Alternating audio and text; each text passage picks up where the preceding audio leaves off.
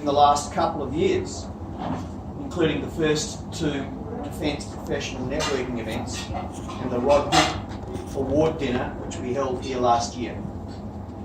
Not too many people know this, but I think Gary's organisation skills are well refined due to his other job as the farmer of a 60-acre property in Kangarilla.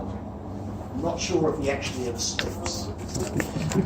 In his day job, Gary is a civil engineer with over 30 years' experience in general management, business leadership, program and project management across a diverse range of industry sectors. As a PM, Gary is known for influencing diverse stakeholder groups and multidisciplinary teams to deliver first-class results.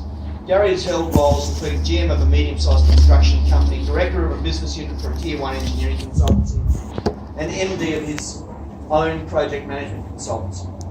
Gary is currently a board member and treasurer for a local community housing provider.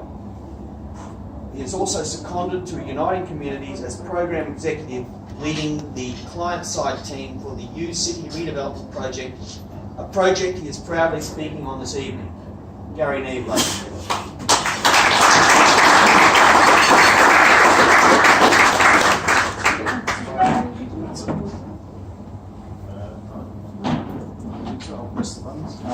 Thank you, John. I'm going to talk to you tonight about New City, which is a building that's been built on Franklin Street, corner of Pitt Street.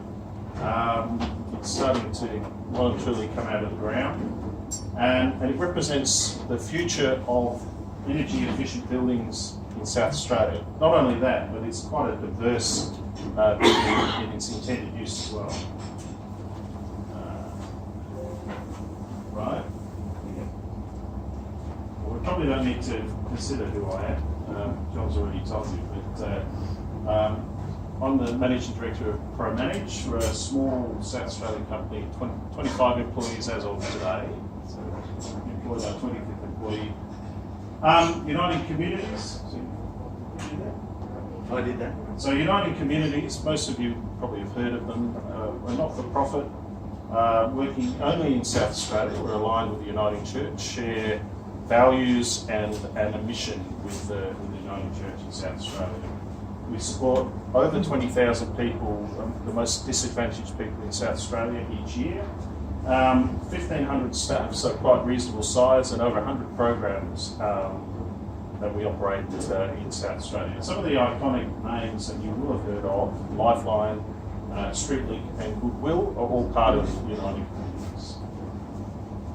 Thank you. And this is a little bit about what Uniting Communities holds here, and also summarising of the mission statement, if you like, for this building that we're using. So this is U City. It's 20 stories up, 2 down. It's on the corner of Pitt and Franklin Street. At the moment, we're up to the floor slab of level 11, and it already has a decent mass to it, and continues to grow. That's where we are, right in the heart of the city, and on the market to Riverbank Link as well, which is sort of ideally located for the sort of people that we're bringing to this building. So it's pretty unique development. Nothing quite like it has been seen anywhere in Australia, and you'll see why in a moment. And in fact, our Chief Executive has done a tour of the world and found nothing quite like it around the world as well, and largely because of its diverse multi-use nature. So up the top, we've got 6 floors of retirement living, 41 units. For those that are interested, 17 have been pre-sold before we've got anything to show anyone. How much? How much? Range in price. So they're under Retirement Villages Act, so it's a license to occupy, and I think the most expensive one's about $850. Others will be a lot more than that if they weren't with a non-profit, I guess. The 3 floors below that, quite unique, specialist disability accommodation, so long-term accommodation with people living with profound physical disabilities. So the sort of people that would control their wheelchair using their eyes. So the people will be living in this building. Below that, hotel accommodation, serviced apartments for those same group of people living with disability. Office accommodation for ourselves and others. And down the bottom we've got a 400-seat auditorium with a full kitchen that will serve 200 people 3-course meal. And all of those services, those 100 programs that I mentioned, including prenatal exchange, drug and alcohol counselling, family violence and legal counselling, all of those managed together in the bottom 2 or 3 floors of this building. So when we embarked on this is a little bit how we felt. We had the vision. We were stuck up the tree, I guess, with a bit of an idea and wondering how we're going to jump down and actually make it happen. Now, into the nature of this evening, more about the energy side. So there's a couple of things about Uniting Community that are, again, quite unique. They're the first assessed carbon neutral not-for-profit Australia-wide, and also the first business of any kind to have their operations assessed as being carbon neutral here in South Australia. And that was a couple of years ago now. You might ask why go down that path? Quite expensive to work through that sort of program. 2 reasons. One is that the people that we work with are those most likely to be disadvantaged by carbon emissions and climate change. And the other is this little bit here, which is how much we saved in operational costs in the first 3 years of our carbon neutral journey. So it definitely does pay. So the building itself, these are our targets. So 7.5-star NaTHERS for residential, 5-star NABERS rating for energy for commercial. So these, I think, hopefully most people have some understanding of what they are. And just recently the building's been assessed as the highest Greenest Design rating of any building in South Australia with regard to points score. We've now got to build it to that rating, but as a design exercise it is the highest rating and therefore the greenest designed building in South Australia. So we now have, as I say, the effort to convert that into reality as far as construction is concerned. We're also including an embedded electricity network. Uniting Communities will be the retailer to everybody who lives and works in this building. We'll use our buying power. We buy 30,000 gigawatts of power a year, and we're going to use our buying power to offer incentives to our residents and our tenants, and put on top of that a surcharge for carbon offsets to again make this building carbon neutral also. Performance-wise, so we've done the modelling. We've got the modelling back from our engineers. 45% reduction in energy performance over code. So code is 6-star NaTHERS, 3.5 NABERS or thereabout. So over pure building code performance, we've assessed 45% reduction in energy consumption. It's been a key driver for some of the residents that have already committed to buying apartments in this building. It's been a real driver for them in seeing that their energy costs will be reduced by 45%, and probably a lot more than that compared with some other buildings down towards South Terrace. And also 30% reduction in water consumption. So some of the things that we have in this building, some of the features: 55 kilowatt solar array on the roof. If the roof was bigger, it would be bigger. Solar hot water, there is gas boost. It's the only gas in the building as well, I might add. We don't trust some of our residents with gas cookers. Double glazing throughout, so all windows are double glazed. The facade is a particularly high performance facade. We've got car charging points. Not flammable. It is not flammable. So incidentally, we also recently made a decision to eliminate all composite cladding from our building facade, and largely to build confidence in our residents. So no flammable facades, no. Natural ventilation, so our windows will open even at office levels as well. And central plant air conditioning, where the compressors are common and shared use and shared demand across the residential apartments as well as the commercial buildings. For the charging points, who pays for the energy? Does the building pay for it, or? So it depends. If they're dedicated to an individual, then, which they might be, so a resident may say, I would like a car charging point with my apartment, then they will. Otherwise, it would be packaged up into the outgoings associated with general landlord. So you're also encouraging that car sharing thing rather than having cars?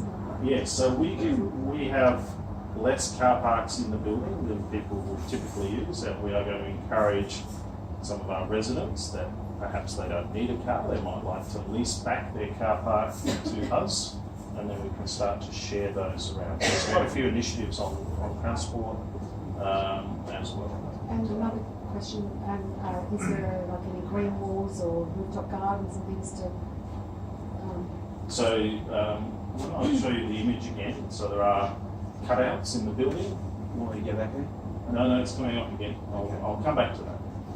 Yes, and our residents are looking longingly at the roof space, the available roof space, seeing what they can grow underneath the solar panels as well. So, is there any storage involved with that? Solar? the battery storage. Oh, energy storage. Too expensive right now, but the board, the distribution board, has been configured to allow the input batteries, and that might be what we use some of those return car parks for at some stage in the If you future. built the building higher, you might have been able to use pumped hydro. We did talk to SA Water about putting the reclaimed water from Glenelg on, but they weren't keen on piping from West Terrace to help us out. Excellent. Yeah. So these little areas here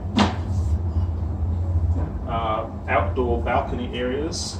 Our staff are talking about herb gardens, so there's a kitchen in here as well. They're talking about herb gardens and the like, and a bit of roof space also. And there is some of the greenery. So that's level 13. That's where our retirees will congregate and build their community and share that view across to the sea. Just a little bit of marketing imagery, I guess, and a view. This is the building here and what it will look like if you're up in the air above Victoria Square. So a couple of things that help us to do this. So uniquely, I guess, not all building owners get to be the manager and landlord of their own building. We're also the anchor tenant as well. We're accountable to the operational response. So we can choose how we operate this building as long as we can make that transparent and real for our residents and tenants. There is a little bit of counter in that United Communities has never done this before. So there's still an element of learning, and that's one of the reasons why myself and colleague Debbie are there to help them out. But they're working through their transition program now to take them action in this building. So we're committed to this unique mixed-use community and all those who choose to live in it, including their welfare, environmental sustainability and the like. Just out of interest, this is a vision of the auditorium and might well be where this function is held in May next year. How many seats? 400. We've got a bit of work to do. We've got a bit of work to do. Maybe we can get Sandy Good to that. So fully seated like this, 180 sit down. So there's the target film. And hopefully our residents don't have too much else to worry about as they move in, but this might be a problem for some. Thank you.